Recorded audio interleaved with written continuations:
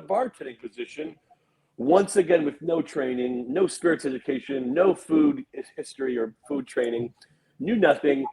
They throw you behind the bar, and I'll never forget. I tell this story all the time, just to tell everyone that anything is possible. You can start from nothing, and eventually be a top tier bartender. And the first cocktail order I got was a kettle and 7. All right, I knew what kettle was, vodka, but I didn't know what 7 was. I was like, I look around. And I look and I see a lovely bottle that says 7 on it, Seagram 7. So I go, I guess these people like alcohol. I guess that's what they like to drink. So oh my God. Kettle, bottle of Seagram 7, and just free pour, full confidence into the glass. And this is also going to the owner's best friend as well. So the owner's sitting there. And I kind of knew that something was wrong, but I was like, hey man, let me just fake it till I make it. I hand him the drink. And then I do the old bartender thing where I turn around and I start polishing the glass just to look over to see if he's like, oh, that's a great drink. Good job. And he doesn't drink it for like 5 minutes. He's just sitting there talking to people. I'm like, come on, man. And then eventually he goes for the sip and I'm like, and just spits it everywhere. And they're like, what did you give me? I go, kettle and 7. And they're like, what's 7? I was like, that bottle right there. Wow. Like, do you know what you're doing? And I was like, I don't know what I'm doing. No one trained me. I don't belong here. And then I learned through process evaluation and being embarrassed to study really hard. So from there, I opened a restaurant in Miami. And then from Miami, I started working for a restaurant with Food and Wine magazine called Chef's Club. We opened a restaurant in Aspen, Colorado. Then from Aspen, went to New York to open Chef's Club New York. After that, worked at a bunch of different bars doing consulting with some amazing New York bartenders. And then joined Maison Premier as a bartender there around like 2015, 16, until 2017 and a half, where I joined William Grant & Sons as the East Coast ambassador from Sailor Jerry, which we're all familiar with. And then from there, I had a lovely opportunity to launch Fistful of Bourbon. And here we are. That's such a great story. I love that. I got one more. This is very embarrassing, but I think you'll love this as well. So that 7 and 7 happened on a Saturday night. I didn't go home with my tail between the legs. It was the first time I was bartending. I came up with like $300. I was like, oh my God, this is insane. Look at all this money. The next shift was Sunday. On a Sunday shift, Tomas, the bartender has the whole restaurant. So if someone sits at a table, you have to go out, which I hated because I was protected behind the bar. Yeah. Then walking out of the bar, you had to go in front of the guest. 2 things I never did. I never paid attention to the chef when they talked about the food. And I never knew about food. And I just, listen, I winged everything for a long time and I could figure it all out. So I go to a table, these 2 lovely young ladies say, pardon me, what's the soup of the day? And I'm like, oh man, I heard them say something about chicken. And I go, it's chicken tartare. And she goes, oh, how is that prepared? I go, give me 1 second, let me ask the chef. So I go over to the owner, I go, hey, Corey, what's the soup of the day? And he's like, it's chicken tortilla. I go, oh, okay. And he must have saw something in my face. He goes, what did you say and who did you say it to? And I said, I told the ladies at table 11, it's chicken tartare. He's like, do you know what that means? I was like, I don't know what anything means. Please teach me. He's like, that's raw chicken. So several lessons I learned by falling on my face, but then, here we are. And now here you are. Thomas, you were going to add something. Yes, so it's cool to see that on both sides of this big ocean between us, we have the same story at the end. So stepping behind the bar, try to figure out what we're able to do, what we can do, and mostly learn what we are not able to do and what we can't. And thanks to all our faults, we are on this position we are today. So Exactly. You guys are both, you both did all right. You figured it out in the end and you got there. I mean, it's a life lesson I teach my daughter. And like, sometimes you just have to wing it, but you have to put the effort in to figure it out as fast as you can before somebody else figures out that you don't know what you're doing. Exactly. I mean, they call it failing upwards sometimes, but listen, if you don't fail and take your bruises, 2 things, you'll never know what that feels like. And you'll never learn from it. So I'm very happy with my tainted past. So learning by success is quite nice, and I love to. But at the end, learning by yeah, by failing, it's much better, and it will It help always you can motivate. be. I mean, I became the head mixologist for Diageo, not knowing how to. I never worked behind a bar. I just figured it out, and I learned how to make drinks. You know how many bad drinks I made people? It was really bad for like 2 years, and thankfully nobody seemed to notice. It was like they were just good enough, and all the bars I went to present, they were much worse than I was. So anything above that was good. But you have a great personality, and when I was a bar director, so I oversaw a few restaurants and their bars and a bunch of employees, and I said, listen, anyone can make a great drink, anyone can make a crappy drink, but if you have a good personality, you'll get a lot farther. Because if you make an amazing drink, but you're just kind of cold and nasty, you might have one to leave. But if we get along, you're at the bar, we have a great conversation, and you give me a mojito without sugar by mistake, I would be like, no problem. Here, give me another, give another try.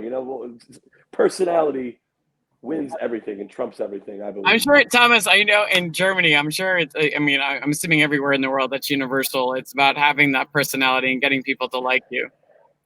Pardon? In everywhere in the world, we were talking about like personality is probably key. And that's probably one of the biggest things becoming a great brand ambassador as well. It's like people need to like you. Yeah, so this is at first it's people's business. So I'm really really thankful that I have maybe one of the best spirits of the world. So, but it's the personality behind the people that producing it, the people behind the brand, the production, and behind the guys who's selling it. So it's all about personality. It really is. It's all about connection. All right, like get a question because I want to get into. We talked about what you were doing, what made. So the one thing we didn't talk about is why did you make the leap, Thomas? What about like the job really appealed to you, like jumping into the brand ambassador world, or it was just like, it seems like a job. Let's just roll in.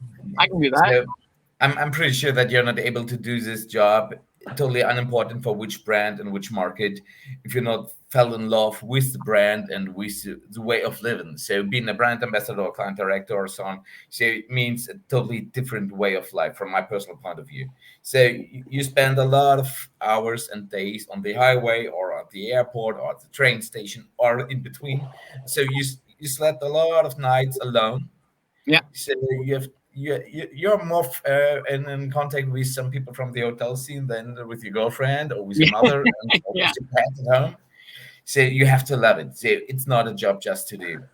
Yeah. So for me, it's the most important aspect for me personally to do this is to have a fantastic product with a fantastic heritage and a lot of great stories to explain and to sell and to talk about and to educate people. Because honestly, from the base of my heart, my idea is to that I can do with training and with education on beverage every day this world a little bit more better. Because Mhm. if you it's my personal idea. So if I explain people, okay, this is a specific point on French spirits, French wines, French cuisine. So and if the people fell in love with the French culture or with the German one or which wherever it comes from, those people be able to be bad people. So to be holds and say, I don't like French things. Because just make the world better by talking about good stuff from good places all over the world. Yeah, I was gonna say, I do definitely know people just don't like French people, but I'm like, you can't not like what French people make. They make good clothes, they make great fashion, they make great food, they make great spirits. Like there's just I can indulge in all things French and makes me a very happy person.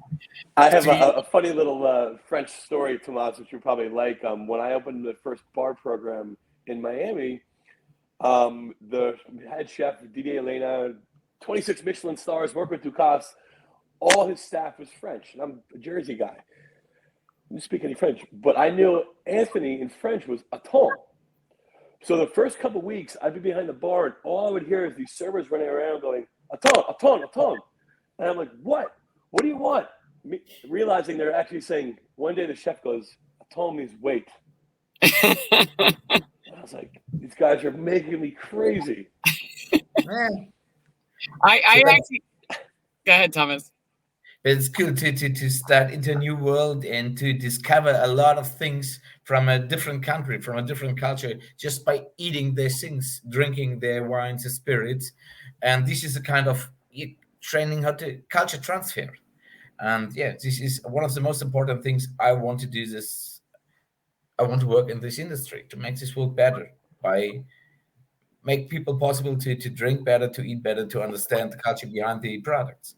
No, which I love. And I'll give you one brief story. I worked at Le Bernardin for a while. I created the very first beverage program they ever had. I met Eric. What's his last name? Rebier? No. Yeah. Eric. Repair. What? Repair? Yeah, Repair. God, he's so handsome. Anyway, but I met him, and he didn't have a beverage program, and we were talking, and I was like, I could create your beverage program, and I work for Diageo, so I could do it for free.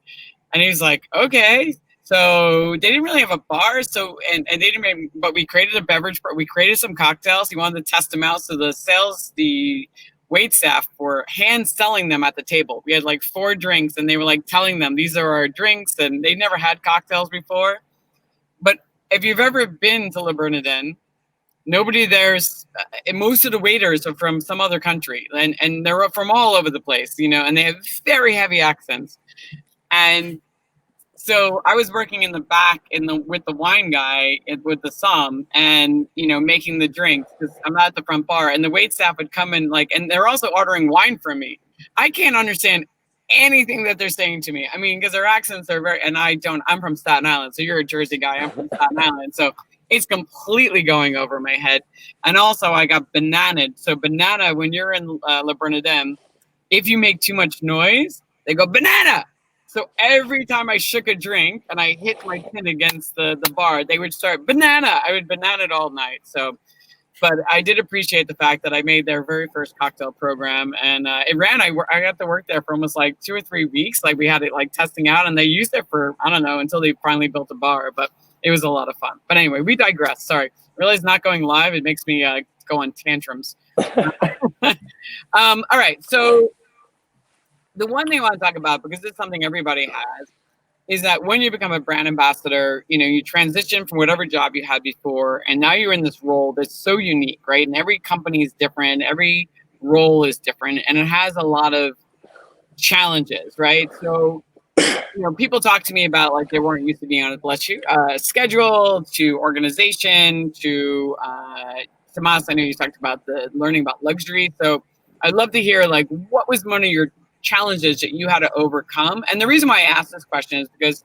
as I said to both of you gentlemen, this is a best practice show, and people have a lot of fears as brand ambassadors because they don't see people often, and they're always thinking that it's just them that's thinking this problem. Like I have this, like, oh my God, like I must be an idiot. Am I suffering from whatever this is? So, especially imposter syndrome, that's a big one. So Thomas, what was your challenge? Like when you took over this role, and I know you expressed to me a little bit yesterday about learning luxury. That was not a language you didn't have all the facts about, or it wasn't something you were as comfortable with as you are now. Or my So I think before learning about categories and thinking on the brand, the most important challenge and the most biggest challenge is to decide, is the brand that offers you this job, this position, is this the correct brand for you? Yes. Because many people, I saw a lot of brand ambassadors, and I thought, well, I don't know if you fit to this brand, because some are really loud, and you need a little bit more sophisticated for this brand, or vice versa. You need to be loud, and need to be a little bit aggressive in the market, and we are pretty shy people. So I think at first the biggest challenge is this a brand that fits to myself, to my personality, to my way of life? So you can't be working for Louis Dress if you be extraordinarily loud and with in London East End accents. No, tattoos are quite fun. Tattoos are really quite fun. So, but also you can't work for. So you're not able to work for Fanny Bank if you be a shy boy. So it has to. It must fit. So this is for me the biggest challenge at first. Mm-hmm. to And what did understand. you And have to learn that, about the luxury world that you had to, you mentioned something yesterday about learning like references, that you could speak to, because when you're having conversation with your clients, there are things they're talking about and you have to be very familiar. So what are some of the things that you had to like yeah, this familiarize is yourself with? good point. So of course, so when before I knew about some luxury brands. So all the luxury brands everybody knows about. So Louis Vuitton, Rolex, all this stuff. But honestly, Patek Philippe, yes, I had okay. It's watch brand, but what's behind? So you have to discover a complete new universe of brands, of way of living. Of course, yeah, I know about the three-star Michelin restaurants and all these things, but all the small details in this business is you have to learn, Yeah. and also the way to speak. So the wordings, the right wordings. Mm-hmm. So I'm not able to say, "Come on, mate, let's have a drink." No, it's not Louis XIII. That's fair. It's formal. No, I think that's a big thing. And so how did you learn? Was it just trial and error, or did you Both courses is or? the trial and error definitely, because you have to understand. Okay, you have to see how people react if you talk to them. How do you talk to them? Do they like it, or don't they like it? So, and you have to listen to other people. So I think learning is not only reading and trial and error. Learning is a lot of listening. So for me, it's important to understand that there must be a reason why we have two ears, two eyes, but just one mouth. So No, I think seeing, listening, that's a great point. You really do have to learn and listen, but you have to put the effort in to understand that's the world that you're going to be living in. So there's certain references, like you need to be comfortable walking down the Champs-Élysées, and know what those particular brands are and why that's important to them. So I'm sure you have to make references to those brands sometime. Like this is, this cognac is, it's not just cognac. It's, and you compare it to something that they might be wearing, that fancy watch or their car. This is the Rolls Royce but a very specific Rolls Royce, not just Rolls Royce. it's more than just a brand. It's a kind of lifestyle. That lifestyle. And for you, Anthony, what were your challenges when you first came onto the role? Because there's a lot, a lot of people when you first come on, it's, adjusting to a new lifestyle. So when I first became an ambassador, Yes. or Yes. yeah, so yeah, like you said, I mean, I was working at Maison Premier, and we just won a James Beard Award, so it was like a gigantic, huge deal and a huge honor to be even nominated, but also to win. And I think that was like 2016. And then from there, I think 2017, I always was a fan of the William Grant & Son portfolio and their ambassador program. So being in restaurant, in the bar industry, they were my friends, and I always, joke. They were like, "Hey, if you ever want to become an ambassador, you got to join us." And eventually, around 2017, the East Coast ambassador for Sailor Jerry left. So I had the opportunity to join. So I joined, and for me, it was like I traveled a lot as a bartender, but I knew bar structure and I knew how to work with brands coming to us. But working with Sailor Jerry, it was kind of getting shot out of a rocket ship. It's like, boom, first week of the job, I'm in Amsterdam, doing like a keynote speak. And like, I had tattoos. I knew about kind of lifestyle. Sailor Jerry was such a lifestyle brand, but you're thrown out there, and you're the face of a brand. So, like we say, fake it till you make it. But there was a huge learning curve to study because, especially in the rum category, I mean, it's all history. And then with Sailor Jerry, it was, it was maritime history, Navy history, tattoo history. So you're as the focus or the spokesperson of anything, people are going to you for the information. Yes. So you always want to have good privy information, and never be afraid. One of my biggest rules is being humble. Never have diarrhea of the mouth. Which sometimes I do, but it's like people are going to you for information on the brand history. And Sailor Jerry was such a lifestyle-driven brand for the last 20 years. It was already a moving ship, so I had to hop on that ship and just kind of invoke the whole brand. So, just my biggest challenge was studying and learning history, right? Like for the first 6 months. And I felt like I did not know what I was doing until the first year. A good friend of our team, Charlotte Boise, still to this day, I always say, "Hey, listen, I'm new. I don't really know what's going on." because for the first year and a half, I was like, Charlotte, I'm new. I don't know. And like, you don't realize how much information you're retaining that Yeah. you have because you always feel like you have to learn more and more until you actually stop and talk to somebody and you're like, the information flows out. You're like, okay, Yeah. I know what I'm doing. I know it. I know that feeling when you suddenly realize like, oh, actually, there's a lot in my head that I didn't even realize because I never had to say it out loud. And then you also realize some lessons that people have told me. It's like you don't really need to know as much as you think you have to know, like because a lot of times, like if with consumers, you're saying what you want. You can tell consumers almost anything. You should tell them the truth, obviously, and it's a trade that's usually when you really want to make sure you're being very, very specific. But a lot of times they don't nerd out as much as I used to be so afraid they were going to call me out on something. And then I realized, like, yeah, it's the worst fear. I don't know, Tomas, if you ever had the fear, but the fear of presenting to the trade was something I was like, they're going to know that I don't know as much as they know when I give this presentation. And oh my God, it's going to be embarrassing. And then I realized afterwards that usually never happens. Once in a while, Don Lee would call me out on my stuff, and he's the uber nerd. But yeah. Thomas, I mean, do you ever have that fear of presenting in front of trade? Of course. So imagine I was born in 1984, so I'm not that old man with a lot of experience by age. So when I start in my first ambassador role for whiskey, I was N20, and with N20 you stand in front of a crowd of old men. So all of them minimum 50 years old. That means that they all minimum drink whiskey for 30 years. And I have to explain them things about whiskey, about distillation, fermentation, maturation. And I say, okay, guys, there are 120,000 years of whiskey drinkers in front of you. Okay, let's do it. But yeah, this is a fear, but you have to challenge it. And at least there's one tip I got a long time ago from a guy from Berlin, Mike Meinke. He said, well, it's quite easy to be successful. Know your product and know your technique. Mike, that sounds like Mike. I know Mike. Yeah, I guess. I guess. I mean, like, know your product and know how it's made. The technique, like how it's made.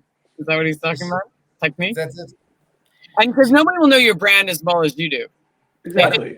That's the one thing I learned. I would go up and be at the bar and I'd be like, and they'd be like, I'm working with Bullet Bourbon, and they would say, I was like, oh, you know everything about bullets. I'm not going to tell you that much. And then I started realizing they didn't actually know anything about bullet. They knew about bourbon and they were experts in that, but they didn't know how my brand was made, like the brand I was working on. And then I realized, like, oh, okay, I do have stuff I can explain to you, like I can talk to you about, because you are not an expert on my specific brand. You're an expert maybe on the category. And that kind of gave me a leg up. Like then I felt more confident when I was speaking. And also just like repetition, yes. Elaine, the more bartenders you talk to, you find out what they actually need to know. And then you start kind of sharpening your stone. You're like, okay, this is my angle, how I'm going to speak to them right now. Because everyone's different. You might talk to a bartender who doesn't know what a mash bill is versus they want to know what, degree it comes off the still. And you're like, all right, knowing your personnel is, I think, a big asset to have. It's a big skill set to do. Thomas, you're going to say something? But I think you have to manage the information you gave to the people, not to be safe or to be better and smarter than them. More, so you have just a tiny amount of minutes or 1.5 hours to teach them. So I guess, Anthony, you are able to talk about minimum 3 hours of your brand, of the production, specific for yours. So and me as well. So I think you have to think about, okay, on which status the people are, what can I explain to them? Mm-hmm. And for cognac, honestly, in Germany and Austria, I have to start from 0.0 often. So cognac, okay, it's a French brandy. Thank you. That's it. Honestly, so, but it's quite funny when I flight the first time to cognac a couple of years ago. I met a guy from the United States. We're waiting at the airport in Berlin, and it was a catastrophe time, so we wait a long time, and he saw reading me a paper in English, and he directly told to me, "Man, at home never this would happen." So I say, stop, this is my own, so I'm the German one in our discussion. Okay, and we start to discuss about it, and he asked me, where are you going to? And I said, cognac. Oh, cognac, yeah, I know about. I always have a bottle of brand name XYZ at home.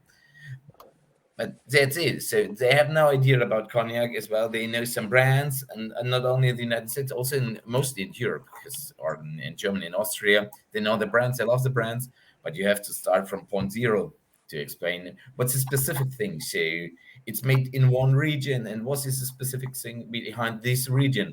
Why is cognac only be able to do there? So, and I think that's the same with some different whiskey, some bourbon, for example, or tequila. All we know, the most people knows about tequila that makes headache.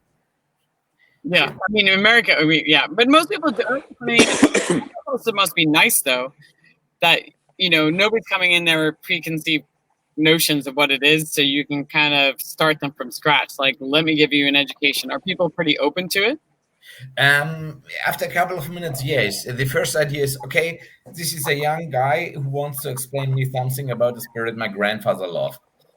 Ah, gotcha. So they're not really into cognac. So you have to Yes. win them over to actually listen. We have That's to dedust a little bit the category, but it's really great and cool to work for Louis XIII at this point, because we are not only talking about cognac, so we can play two games in 1 minute. So we can play the cognac game, and we can play as well the Louis XIII game.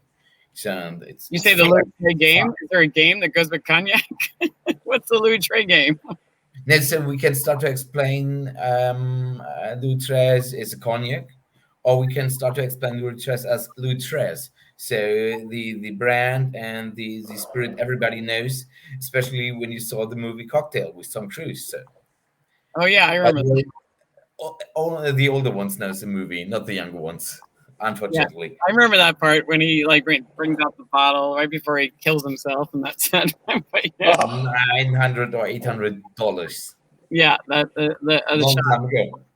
Well, I was going to say, well, I would love to also talk about, Thomas, to continue the conversation about, because I thought it was really fascinating. I didn't know this about the off-premise market in Germany. And Anthony, I thought you'd find this interesting too, because it's very different than it is here. So can you give us a little details of what's different between Germany and the United States? I think the first big difference is that you can do everything you want, at least. So you can open a store, buy some decanters, some bottles of spirits and wine, and say, okay, this is a chemist, it's a wine store or a spirit store. Everybody can do this, and you can buy wherever you want. So you have no monopoly. You can buy directly from the producer. You can buy from some wholesalers. You can go to some traders. Also, you can go to abroad, to other countries. So this is, I think, one of the biggest challenges and difference between Europe and the United States. I'm not that firm in spirits law of the United States, but I think you are only able to sell from state to state. So you have to it's changing, but it is changing. You're able to distribute, but you have to go through a distributor no matter what. So it's always a 3-tier system. So there's always 2 layers in between you and the person who produced it. Has to go through a distributor, and then you can buy it. So you can't just buy directly from the producer. So in Germany or in Europe in general, we are faced with cross-border trading. So some resellers, some cavers offers decanters coming from Italy or Spain or Netherlands. So this is the toughest challenge to check your and control your market. And this is the business aspect of being a client director, not only. They can buy Louis Trey from people outside of Europe. They can buy the decanter outside of Europe from other resellers. Is theoretical, yes, but this won't make sense. So because you have to pay taxes and all that will become much more expensive. But inside of Europe, it's an issue. So it's a business issue. Yeah, but I also tell you, because the one thing I found really fascinating yesterday as well is that the fact that Germany, I didn't know this, just has whiskey shops. Like your off-premise accounts are just whiskey. Yes, mostly. Most spirit stores are focused on whiskey. So you find 500, 600 different single malts from Islay. No, just kidding. But yeah, focus on whiskey. If you have 1,000 bottles in a store, 800 will be, or 700 will be whiskey. 680 will be single malt. 5 will be blended, 2 will be bourbon, 1 rye, and then half of something whatever. A lot of gin, a little bit of rum, but mostly whiskey. So the Germans love whiskey. Yeah, I mean, literally, Anthony, you told me yesterday, there's like all these shops all over the place. There's just only whiskey, like all over Germany. Like they don't sell anything else, and there's only very few stores that, like you're saying, they're popping up now where they have a variety of stuff. Which, so as a whiskey guy, you'd be killing it there, but as a cognac guy, it must be a big challenge. Yeah, but I love challenges. So as we agreed, so learning by success is quite easy. That is very true. All right, so the one thing you talk about, and something you guys both mentioned to me yesterday, is that in order to be really successful, you really do need to streamline your efforts, and you have to have an effective account strategy, right? That's really necessary in order for you guys to succeed. So, what are some of the ways? And Anthony, I'll start with you. You prepare to go into a market to make sure you get the most out of your visit. And then what information do you particularly use to narrow down which accounts are the right ones for your brand? I mean, Anthony, you have a lot of competition out there being an American bourbon, but how do you prepare to go into a market and letting them know, getting the most out of it? Because it's a challenge for everybody, especially when you're challenging going to different markets. Yeah, and so like me and my boss, my brand manager, we come up with our kind of our on-premise and off-premise strategy because even though my focus is on the on-premise, the bars, I still do trainings and tastings and help our distributor partners sell to the off-premise and liquor stores. But we generally keep 10 target markets throughout our continental United States, and then break them down. Our kind of our strategy is where are we going to showcase best? You know what I mean? Because for example, the amount of money you spend in New York City versus somewhere in Idaho, I can throw events for 3 months in Idaho for the same cost I would throw one event in New York City. Mm-hmm. So brand planning and brand strategy, coming up with our target markets. They're doing construction right now. I'm not sure if you can hear this. Nope. Perfect. Only I can hear it. So generally we pick our top 10 target markets, see where, we take all the data and analytics of where we can showcase best.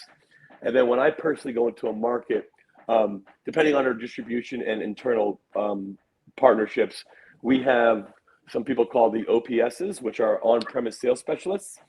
We have our area manager and our district managers. So I like to hit 3 main things when I go to market. One is meet with the distributor partners.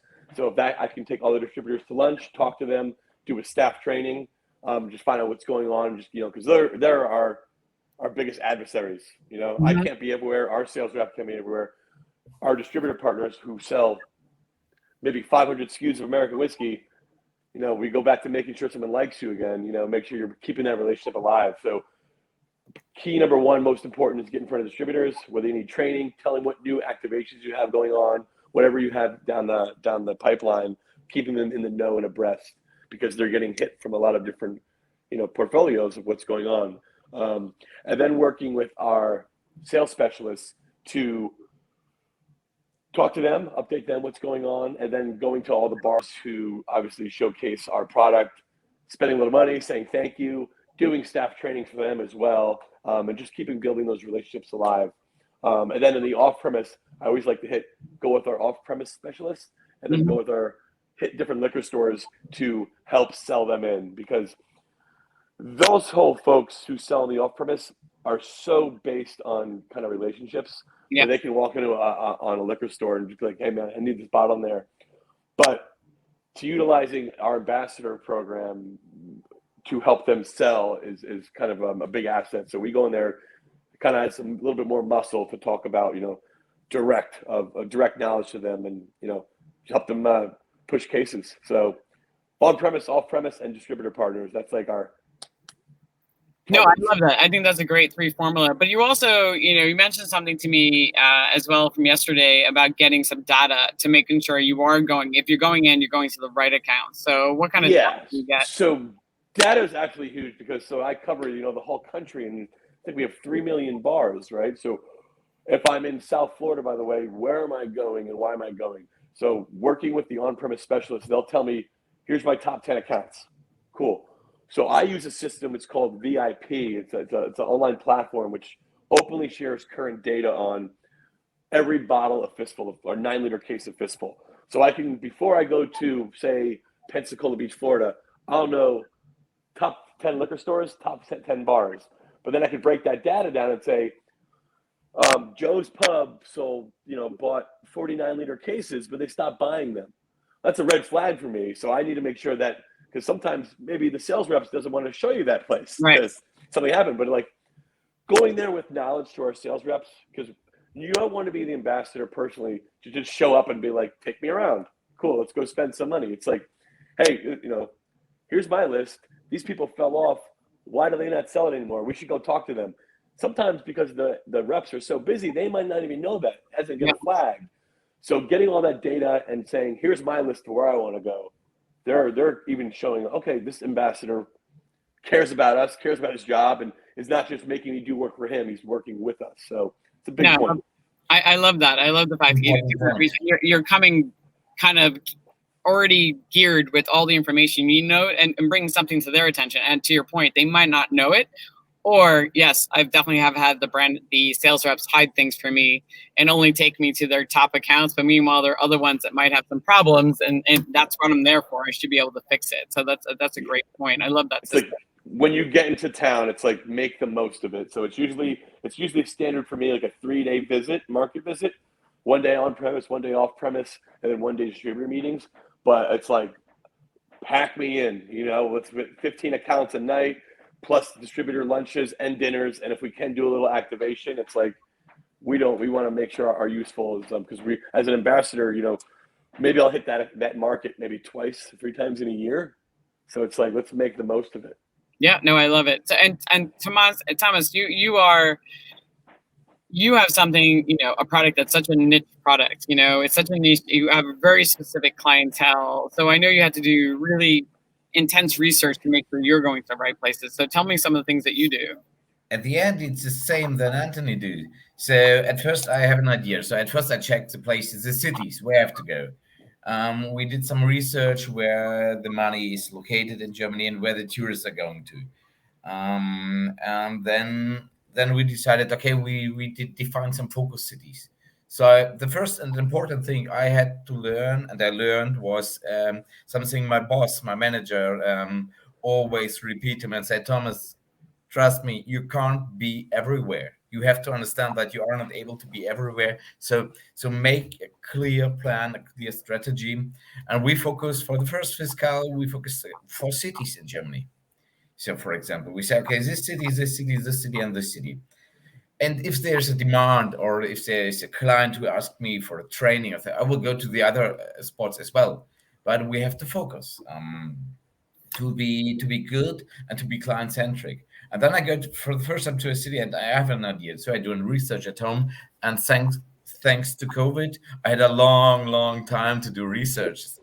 And first thing is quite easy. Check all 5-star superior hotels. Go by yourself at Guide Michelin and check all the 2-star, 3-star restaurants. Check TripAdvisor. Check all the platforms. And then you have a universe and you say, okay, this is, for example, Munich, and I have, let's just make it 150 or better 50 possible accounts. So this is my idea. This is my roadmap, 50 accounts. But as Anthony said, so I will be for 3 or 4 days in the city for every 2 months. So 50 accounts is a big rush. So and then I start to discuss with our distributors, with the sales rep of them, and say, okay, this is my idea. What's about your idea? And then we have dinner or lunch and we discussed about it. And at the end, we have maybe 20 or 25 accounts. We agree from both sides. So my idea, his or her idea, they say, okay, let's start with this, let's start with that, and go there and go there. And say hello, introduce yourself. And for me, it's really important. I'm not able to go into a restaurant or in a hotel and say, hi, my name is Thomas, and do you know about Louis XIII? So I have something. Isn't able. So, and yeah, we did it yesterday. So imagine a brand ambassador will step into your bar on Friday night, 9 o'clock, 10 o'clock. Let me introduce. I have a fantastic new gin I want to present. I want to discuss. Can you do some signature go leaf? Yeah. It's something that deals with respect. So, yeah, and it's really important to make an appointment. Of course, when we talk about specialists, so cavist spirit stores, you can go there. You can say, well, is it okay? Do you have maybe 10 minutes? I just wanted to talk to you to introduce myself, use my business card. Well, let's have a chat later or send us an email. But yeah, structure. Go there. Why and why not? But also, And you have a very specific way of narrowing because not everybody can carry Louis Trey, right? So Louis yes. Trey is a, I mean, it's a $3,000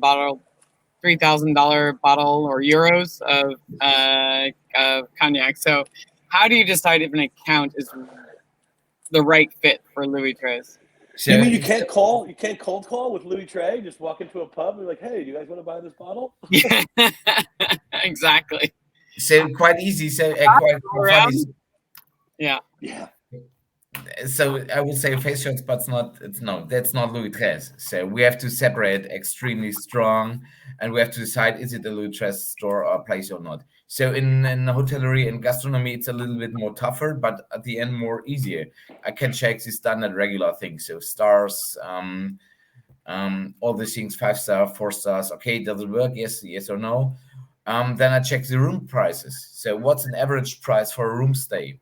So, just for an example, if a room stay will be charged with 700 euro per night, and this is quite easy. For example, if we go to Mandarin Oriental, really easy. It's not the most expensive one. They will be able to offer Louis XIII to their clients, to their Mm. guests.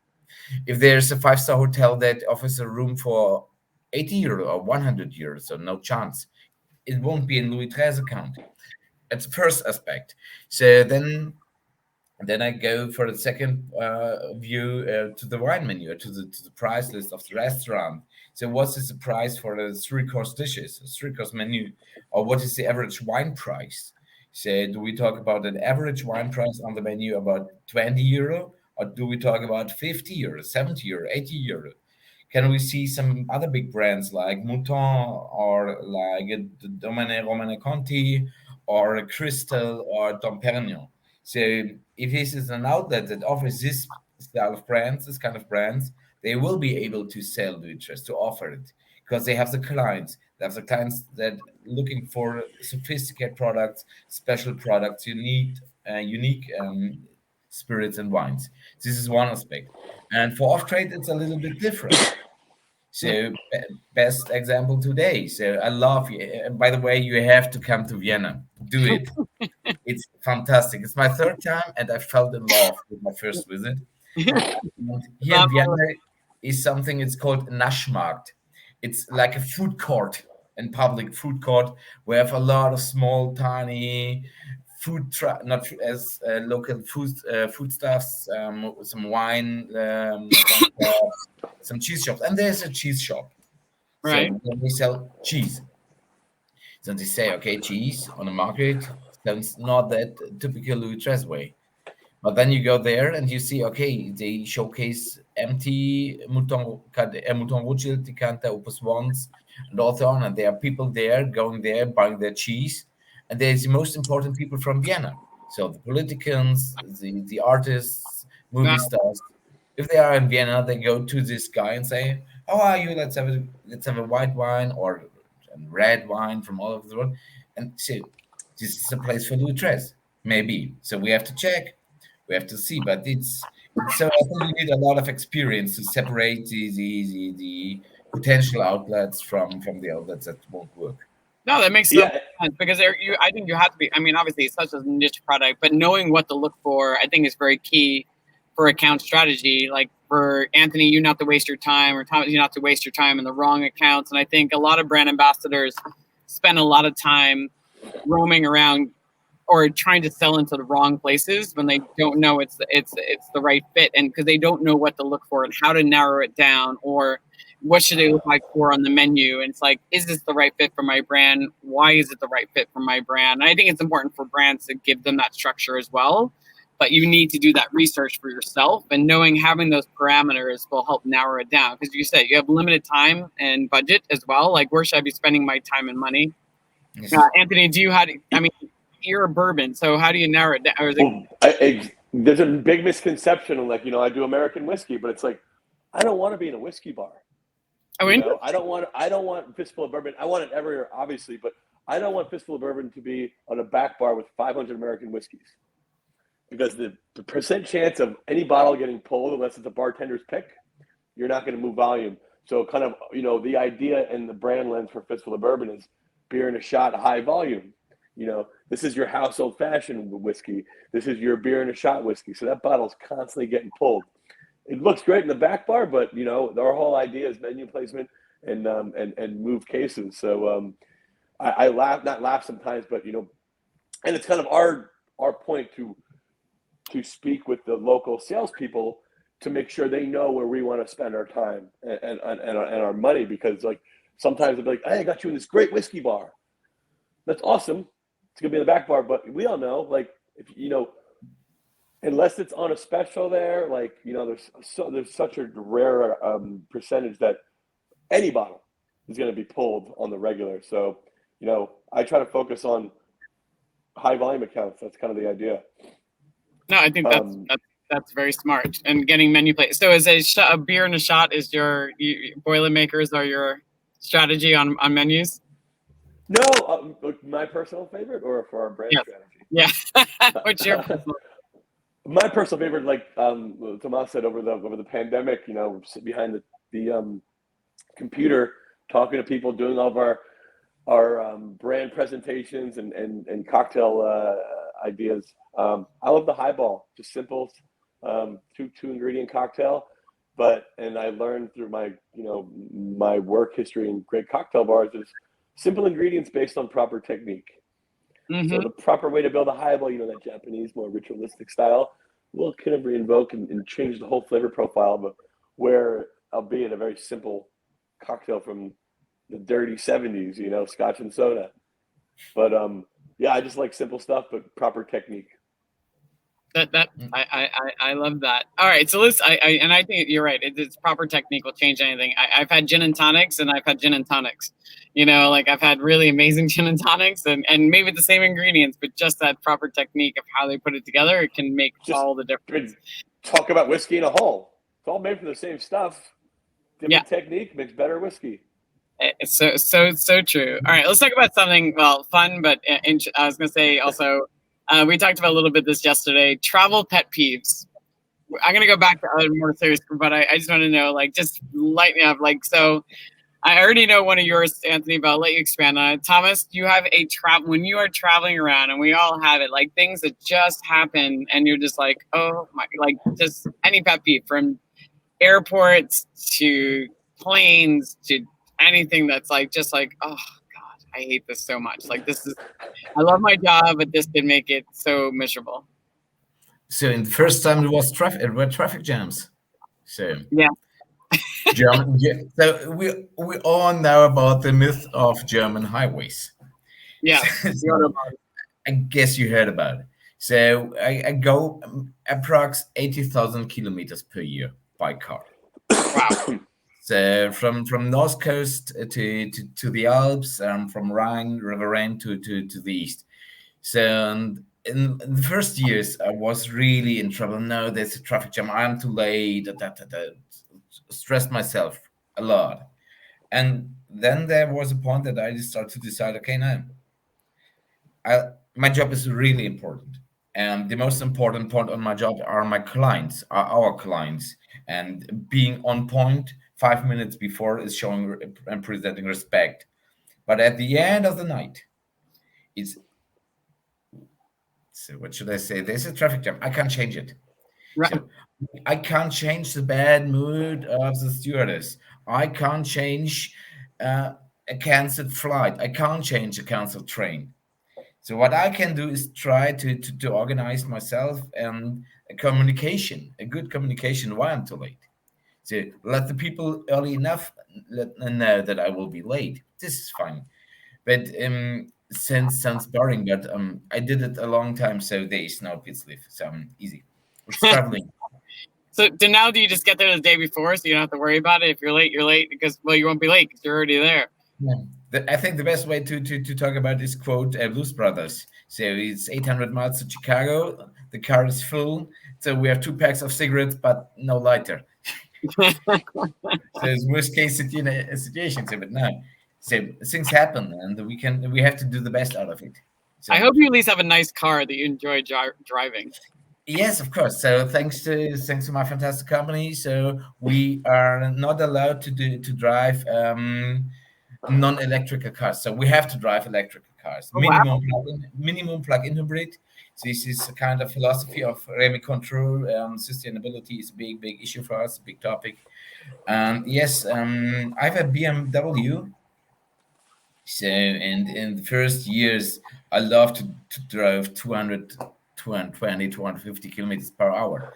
And honestly, sometimes I do it, especially when I when I drive through the night and the direction is my own home. Yeah. So being fast as home as possible is the most important point. But so yes, it's really stressful to drive a car with 200 kilometers per hour. Yeah, So I can Is that imagine. like 130? in miles, I have no idea. It's very fast because if you're on the autobahn, you can go as fast as you want. I've been on the Autobahn. Yeah, Not everywhere. So not everywhere. We have not a big everywhere. discussion about the limit, and even if I go 80,000 kilometer per year, I'm a big fan of this speed limit because it makes everything more easier. So it was. Where, So I apologize. I think when you were saying 220 kilometers, you were talking about the distance, not your speed. I talk about the speed. that was the speed. Oh, okay. He's That's saying pretty fast, right? when he's going home. That's his speed. It says someone has to check what 200 kilometers per hour is in miles. I have no idea. I'm gonna go and Google. Well, Anthony, I want to hear about because you have I know a thing. You gave me an expression yesterday. I never heard of, which was air. What did you call it? Fleas? That could be it. It's called gate lice. Gate lice. That's it. Gate lice. So Tomas, I'm probably on the road anywhere from 220 to 250 days out of the year. Pretty heavy, extensive traveling. I fly. I don't drive. I don't even own a car. But me neither. I think, yeah. Coming from Brooklyn for a long time, you never need a car, but now I'm like, yeah, I need a car. But we travel so much, and I think in some aspect, people have a small sense of being inherently selfish, a little bit, especially when you get to the terminals. And what I always have to put myself in perspective when I travel is, hey, I know I'm at the airport twice a week, but maybe this person is their only flight their whole year, so they don't know what's going on. They don't know the protocols. And I think that caused a lot of animosity at the airports because maybe 20% of the people know what they're doing. The other 80% are just running around. So yeah, totally right.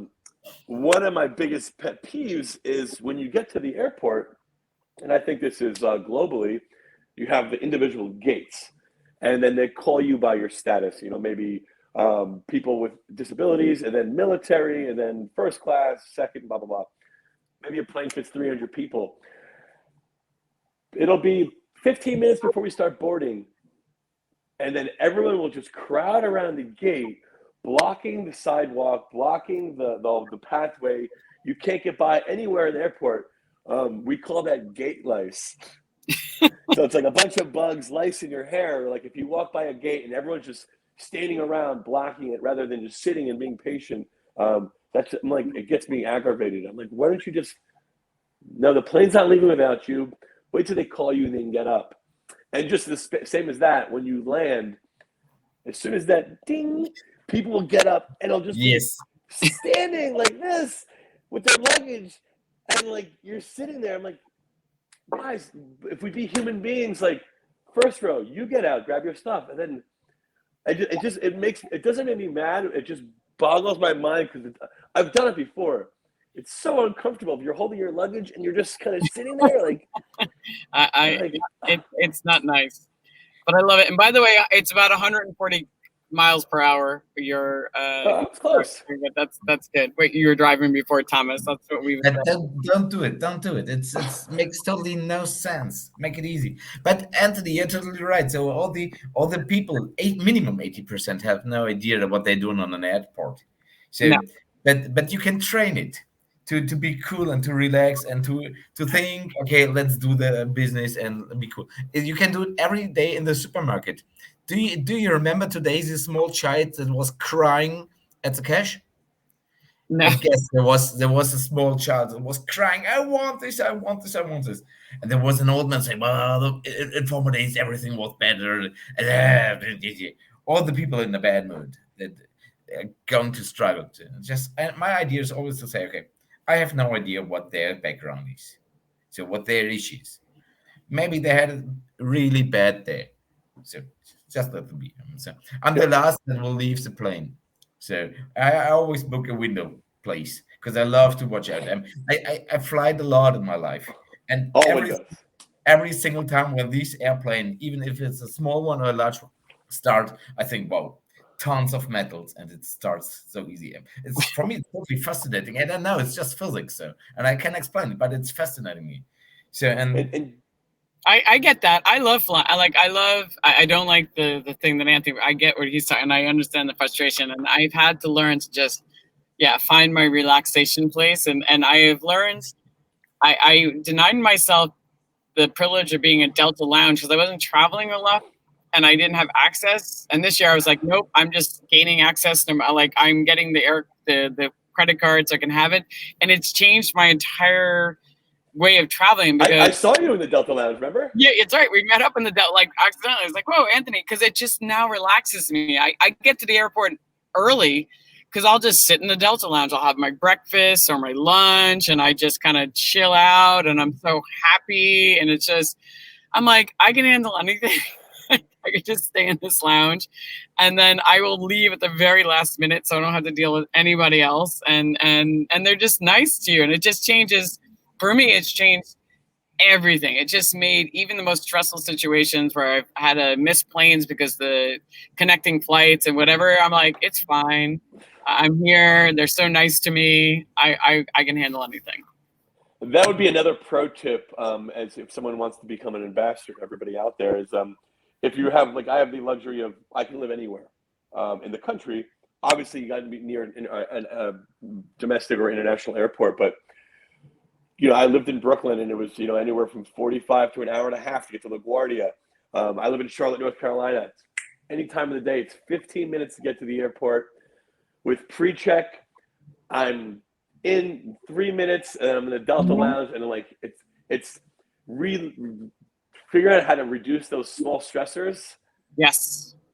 Oh, efficiency. Get your TSA check, get your global access, have access to a lounge. Don't take it. Always carry on rather than if you can avoid it. So you and live at least a half an hour, only a minimum of half an hour or a maximum of half an hour from an airport. It changes your life. It does because if you have to fly all the time and that's your stressor, that's a huge stressor every single day. All right, gentlemen, so we're getting there for about an hour, but I want to talk about something. We all have things because somebody asked me if I could talk about this. They're like, can you get people to talk about things and things have just gone wrong? And it doesn't have to be a fuck up. It could just be like your event just went awry. Like it could just be, and you don't have to admit your own, but I find that I've had things go awry. Like when I ordered 70 liters of, I thought I ordered 70 liters of lemon juice, but I was in Miami. And when you say lemon, you get, or lime or vice versa, because lemon, yep, is not lemon. Like I say lemon and they say lemon and that's lime juice. And for me, I want lemon juice. Banana? Who said banana? Yeah. So I suddenly have 70 liters of lime juice when I need 70 liters of lemon juice. And then obviously it's not that big because a lot of drinks you can kind of switch them if you really have to, but some things it doesn't work very well. But that was like, I remember something like I was in South Beach Food and Wine and there was nothing I could do. I was like, all right, I guess we're using lemon and lime juice because there was no way for me to get any more lemon juice. The drinks did not taste so good. So Thomas, have you had anything or any epic stories you've ever heard where it was just like, that was funny. That was a disaster. I never want to repeat it, but now I look back, it's really funny. So you have to know, I'm the German, and we try the German way. We triple check every single detail. This is maybe one of the last parts to be. It's good to be German. You triple check everything. That's But true. you can't avoid mistakes. So, and a couple of years ago in an old job, we did a tasting. We offered a tasting, and 20 people in front of me, and there was no liquor, no glasses, Whoa. because the logistics failed. So. And we Yeah. have to improve. So I went to one liquor store and to the other and to the other and to the other, and say, okay, I need this, I need that, I need this, I need that. Can you give it to me? I will bring it back later. I will send you a new bottle. So They actually gave you product. You didn't have to buy it. yes, because Wow. it is cool if you are a brand ambassador in Germany, especially in this scene in this spirit industry, the people start knowing you. So Yeah. and now from colleagues of mine that they have to sign documents, that they have to design bottles. Wow. So, yes, it's insane. So sometimes Wait, they autograph bottles, like, because people want their autograph on the bottle? from a brand ambassador, yes. Wow. To be a brand Yes. ambassador, you're famous in Germany. I did not know these Yeah, things. but it's not that cool because also working for Lutrez means I have the big honor to do is to talk about the brand, to present the brand, but there is no 1 milliliter I'm responsible for. So this a lot of the other people did this product, not me. I'm just the guy talking about it, explaining it to you, train you, and bring it to the people. But so as a brand ambassador to sign a decanter, so not for Lutres, but for whiskey, for example, it's not cool. So it's Yeah, you're like taking ownership of something you didn't create. You're just part of the You didn't team. actually create. Yeah. yes, That makes sense. That makes sense. Yeah, you don't want to feel like that person who's like signing something that is like, I didn't make this. I'm just the spokesperson for it. So yes, yeah, I totally get that. But yeah, I've definitely been in that scenario where I've shown up and yeah, the product not arriving is definitely a common one. I've heard that's happened many times, and like you could check and triple check, but it's sometimes just it's on the truck. You know Anthony, what's worse than the product not showing up is the people not showing up. I think No. every ambassador, that was my biggest, when I started with Sailor Jerry, I was talking to my mentor, Gravy, and I was like, okay, so we travel, we do parties, like, what happens if I throw a party and no one shows up? He's like, it's going to happen. Like, it doesn't matter how talented you are and how everyone knows you and you have the best, did we lose her? yeah, I think so. Is she still recording or no? Yeah, let's try. Let's do. You want me to continue? Yeah, I think so. Oh, is she coming? Hold on, let's see. There you we are. go. We good? I guess Yeah. you have to grab a new beer, right? Yeah, I might have to grab a new beer, but yeah, I got disconnected. So yeah, did somebody not show up? Like, did you have an event and nobody showed up? Well, like that was always like my initial big fear of like, well, because you're throwing on, we do a lot of parties over here. I'm like, what happens if no one shows up? That was just like my initial like thought on being an ambassador of like, what could go wrong? Like throwing a party and it's a bomb, no one shows up. That's never happened, but we've had some bad parties in the past, but we've also had some amazing parties. But I would say like coming in, all you guys were bartenders at some time, and I think the bar industry we're built out of pretty heavy resiliency. So we're pretty much big. We adapt and overcome and figure things out on the fly. Because if you ever spend at least a year in a restaurant, once a day something's gonna go wrong. And if you lose your shit and just fold under pressure, this isn't the industry for you. We were doing one of our bigger events this year. It's called Sturgis. It's a motorcycle concert rally in Sturgis, South Dakota. The event takes about 500,000 people. Massive. Wow. It's about 12 days long. You know, one of the perks of being the ambassador is I get to go on stage and introduce the bands in front of 120,000 people at a rock concert. It's one of the coolest privileges to do.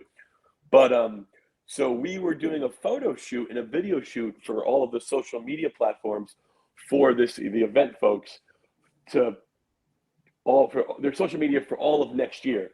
So it was going to be a big fistful of bourbon photo shoot, video shoot. They had, models and motorcycle guys and all this plan. I just had to show up and be myself. Simple, right? this is also living in a trailer on this compound in the middle of this, huge festival. This is like day 9. So everyone's a little haggard. You're a little beat up and tired. It's very dusty, so your throat's a little hurt. So I showed up to the location of the shoot. I'm looking around, and the photographer comes up. She's like, hey, we'll just call him Joe. So Joe's not coming, and he said, figure it out. We don't have any of the staff, the video talent, nobody, no motorcycles, nobody, just me and you. And I got to leave in about 30 minutes, so you figure it out. I'm like, because at the end of the day, even though it's not my fault, it's going to be my fault if I don't fix it. It's like, all right, I'm not going to let this beat me. So I'm like, okay, I'm on one of the stages, and these festivals, and this is like probably 1 o'clock in the afternoon, most people aren't coming out till later in the night for the music. So pretty much the only people you're going to see is more of the unfavorable people, like kind of the unkempt people living in tents, not the people you want to show on these cool brand reels. So I'm like, all right. I see a bunch of people over there playing Frisbee. I'm like, cool. Hey, you guys want to be in a video?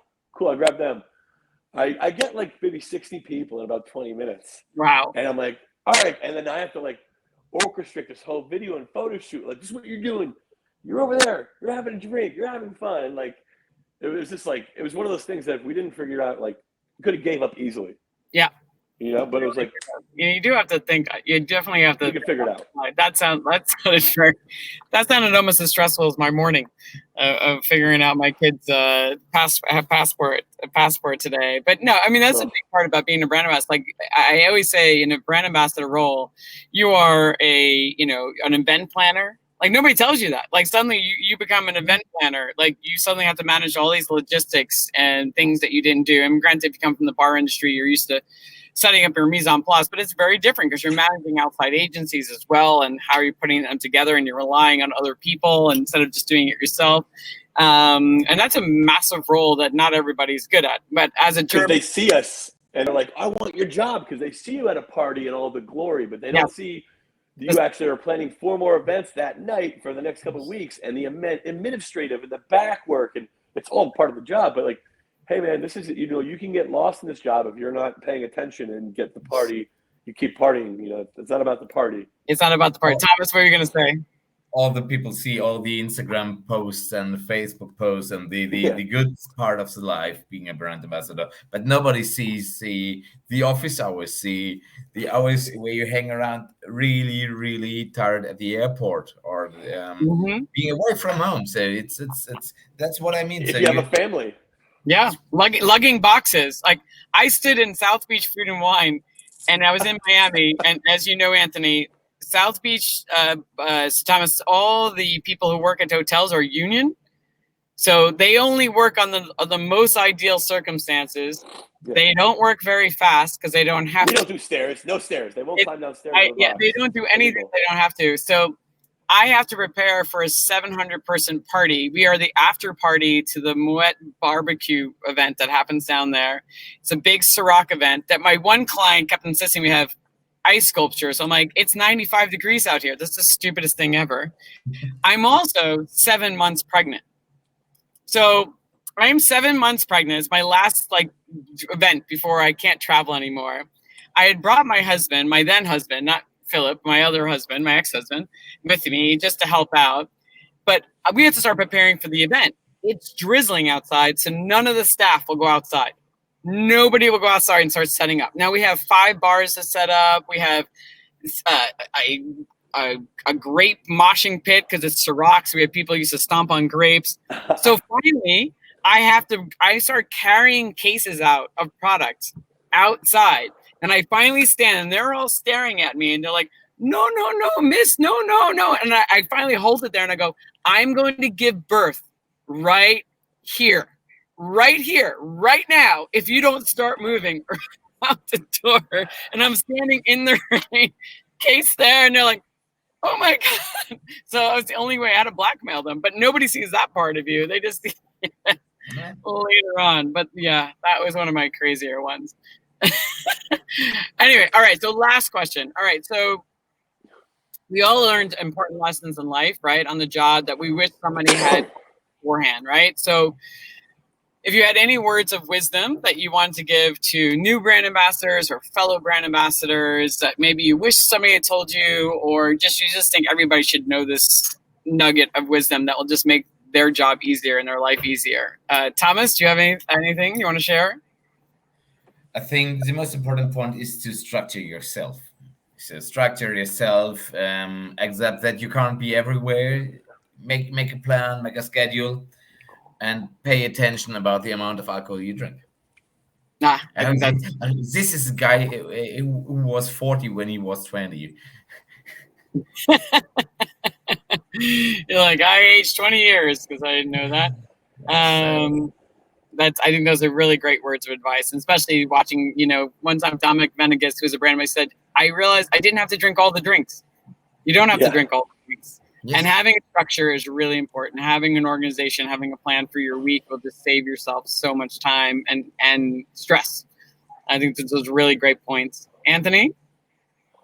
Yeah, I mean, to piggyback on Tomas's statement, I think this is one of the best jobs in the world, I think. Definitely. Like if you want to travel, you want to meet people, you love the industry, it's just an amazing gateway to see the world, see your country, meet some of our amazing industry folks. So if you want to take that opportunity, I would say definitely do it. Words of advice, I mean, definitely be humble. You're not going to know everything. You want to learn, and you want to be a good person, because I'll tell you from experience, I don't care what product you're selling. If you're not a good person on my bar, I'm not going to buy it from you, and I'm not going to mess around with you. And that's the reason I joined William Grant & Sons. Like, they have an amazing ambassador program. They were just such great people. I was like, that's a group I want to be a part of. So just, like you said earlier, Tomas, like, you never know what someone's going through. And I told people this when I was to be the bar directors. You don't know what people's backgrounds are, and maybe they saved all year to come to your restaurant. And how dare you either give them attitude or not give them the best service you can, because they can go anywhere, but they're spending their money and time with you. They might be here visiting a dying relative, or it could be something, not as bad, but like, you just show the best you can to people, and you'll get a lot back from that. I think those are lovely words. And I don't say it as gracefully. I just say, don't be a dick. But I just don't. But always be nice. Always be nice. Be nice online. Be nice. Don't jump in the mob. Be nice in person, and because those things will haunt you. Haunt you for the rest of your life. If you're suddenly that person, online or in person, your reputation will grow, and people are like, nope, don't want to hire that person, because you know what? I want heard people to talk good about you when you're not there. Yeah. I heard they're kind of person who's really judgmental, or they jump on bandwagon. So great words of advice. So gentlemen, I know this was a little bit stressful for all of us today, getting on different connections, but and hopefully, I don't know if I started recording at the right time, but so it might start off a little weird. I definitely recorded like at least 90% of it. The first 10%, I'm like, I'm not sure if I hit the button the right time. So I'm just winning today in all ways. But thank you. It was a real privilege to get to know you, Thomas. Thomas, I have never met you before, and I've only heard lovely things from Philip. So thank you so much for taking this time. I know it's late there at night. And Anthony, Terry, now I'm going to have to get used to calling you Terry. It's thank you for making it work and dealing with a little bit of craziness today. I really appreciate it. And I look forward to seeing you and Thomas and in person one of these days and having a drink. And Anthony, well, actually, I won't see you now for a while because there's no more we'll cross paths. Come on, we're everywhere. Okay, fair enough. All right, gentlemen. I'll be in New York next week. Oh, cool. I love that. So thank you so much. I'm going to put this up online tomorrow, or maybe today if I have the energy when I get home. And I will hopefully see you guys soon. But thanks again. This is really a pleasure. Thank you for the possibility. Thank you so much. For the chance. Thank you. Bye. Bye, guys. Bye. Bye.